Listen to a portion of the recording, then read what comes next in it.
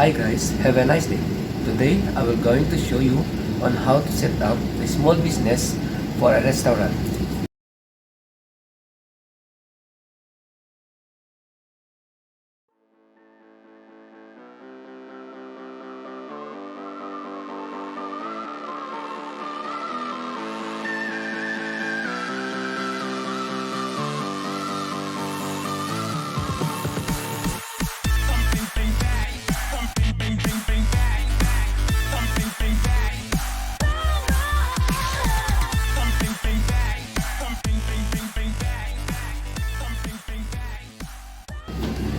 Now we will going to set up. First thing is to know about what is the IP address of this thermal printer, which is we will going to use for the kitchen. So this one we will going to use with the network connection. Now we will going to check what is the IP address of this device. How we going to check? Okay, first thing is to close first. You can see we have the word speed button here that we will press with the power switch. Okay, first we're going to press this speed button, next the power, then release the feed button. Here you can see the IP address and the gateway of the printer, which we will going to use to configure and connect to the touch post. Since we get already the IP address of this device, now what we're going to do is to connect our touch post to the modem. Then we will going to connect also our printer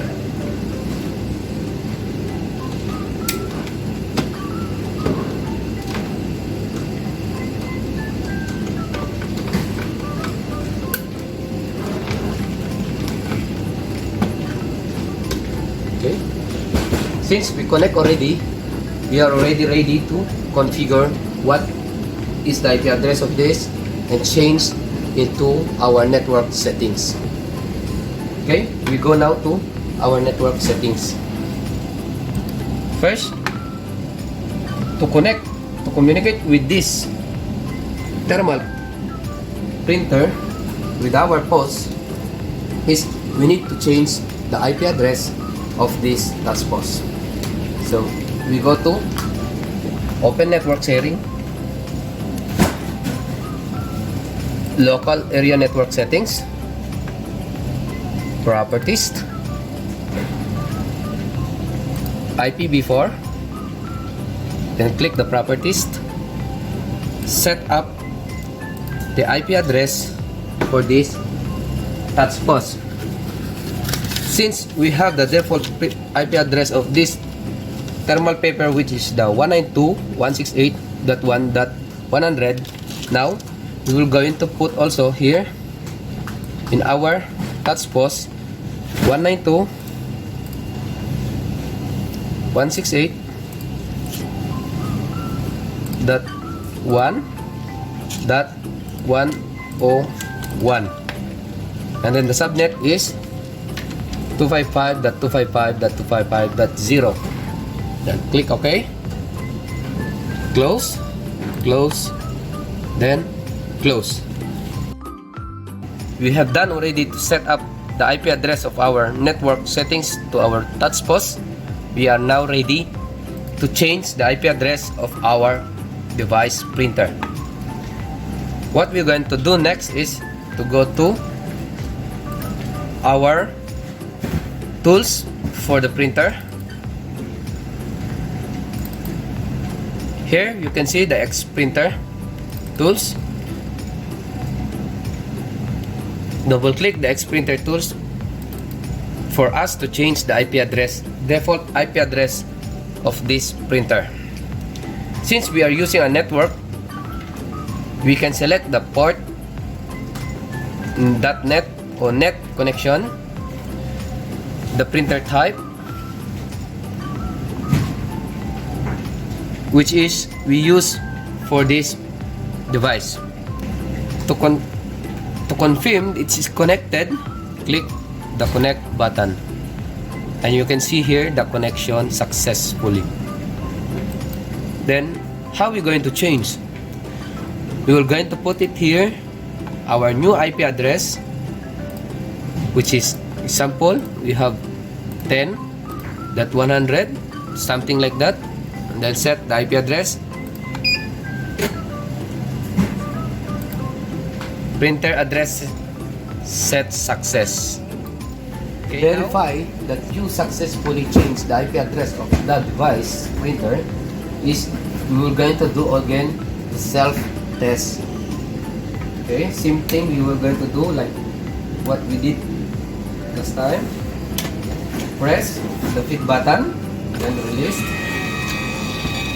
Here, you can see we able to change the IP address successfully.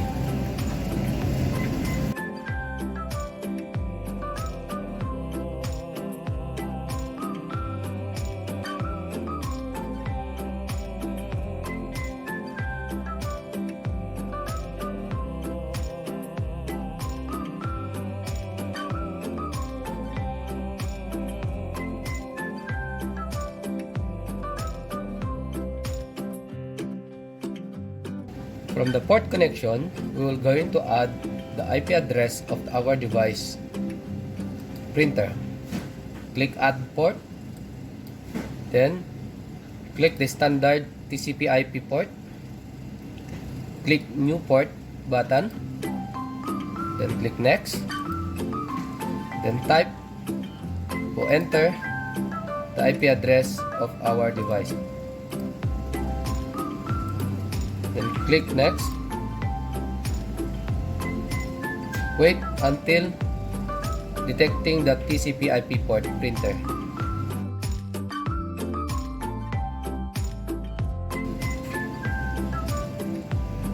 Okay.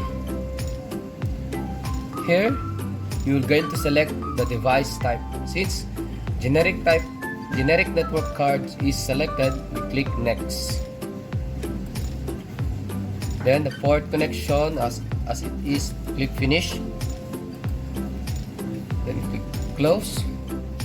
Then as you can see the port 192.168.10.100 already selected. Click apply, then click OK. How to know that we are already able to connect to our printer device? Go to click start menu, device and printers,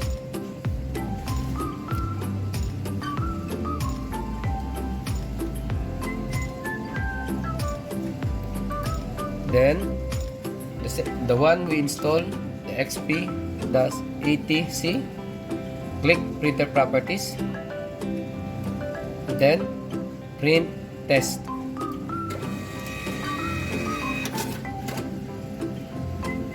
As you can see, you're able to print test the device printer.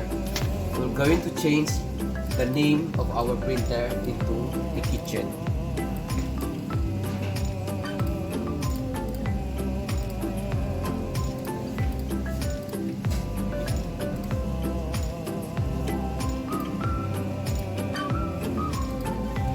Now,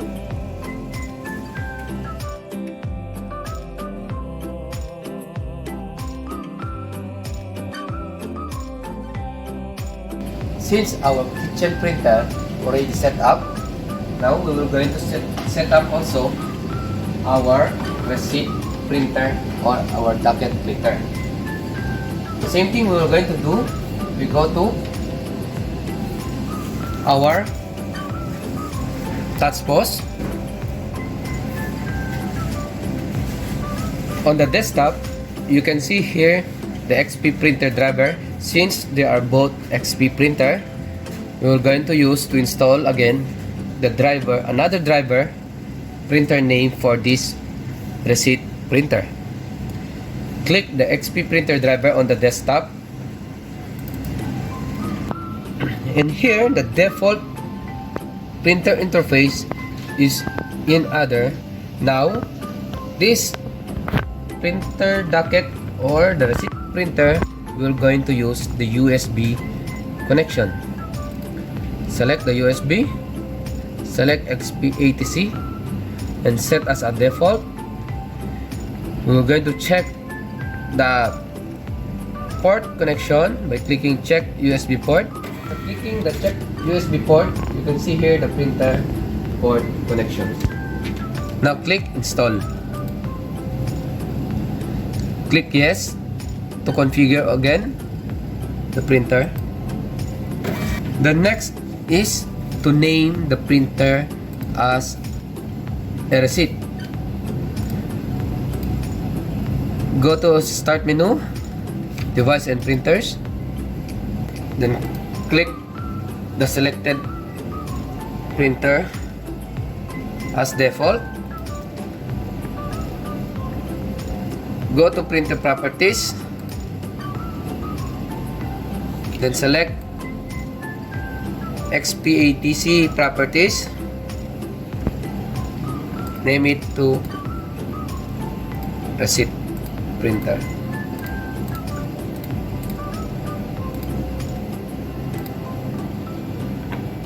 Then click OK.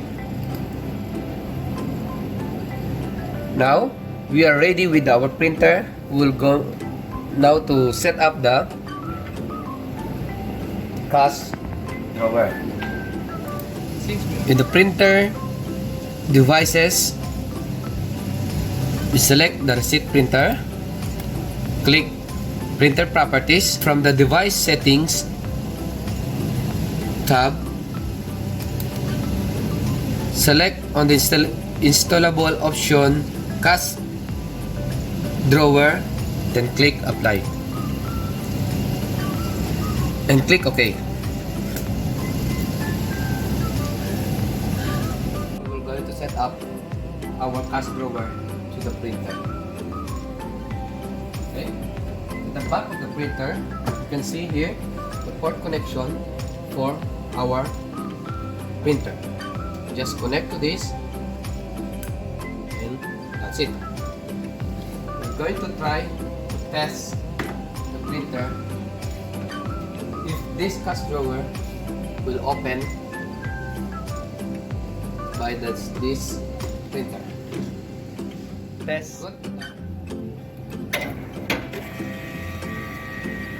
Now as you can see, every time the printer will print, will also open the cash drawer.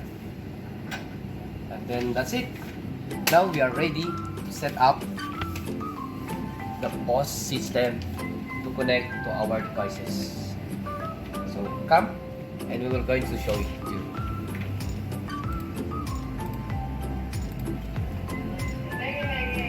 Here we have already our existing POS.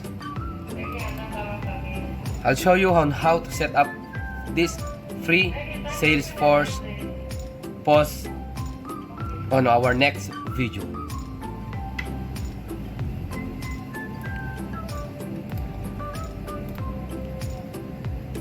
Now we will going to log in our cashier. 1, 2, 3, 4 is our password. Then here, since we have already the setup of this table, I will show you on our next video on how to configure this open source free POS system. Now we are going to test our kitchen. We're going to select now our items that we will going to send to the kitchen printer. Now we're going to try to send.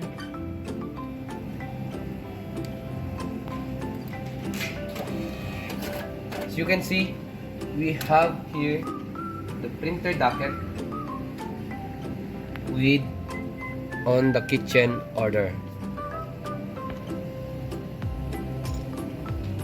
Okay, we have successfully sent the order to the kitchen. Next is when the customers pay, the receipt should be printed to this printer. Okay, now we're going to pay.